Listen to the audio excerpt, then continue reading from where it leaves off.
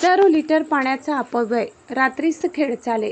पाथर्डी शिवारात निसर्ग कॉलनी येथे रात्रीच्या वेळी काम करणाऱ्या जेसीबीमुळे पिण्याच्या पाण्याची मुख्य पाईपलाईन फुटल्यामुळे शेकडो लिटर पाण्याचा अपव्यय झालाय। एकीकडे नाशिक शहरात पिण्याच्या पाण्याची बोंब झाली असताना दुसरीकडे अशा प्रकारे निष्काळजीपणे काम करणारे कंत्राटदार, त्यामुळे होणारे पाण्याचे नुकसान याला जबाबदार कोण? शिवाय या तंत्रज्ञानाला रात्रीच्या वेळेस काम करण्याची परवानगी होती का, हा देखील मोठा प्रश्न या ठिकाणी उपस्थित होत आहे। शिवाय ज्या कंत्राटदाराच्या निष्काळजीपणामुळे पिण्याच्या पाण्याचे व महानगरपालिकेचे नुकसान झाले, त्यावर महानगरपालिकेचे वरिष्ठ अधिकारी दंडात्मक कारवाई करणार का? महाराष्ट्र माझा न्यूजसाठी मुख्य संपादक जनार्दन गायकवाड, नाशिक।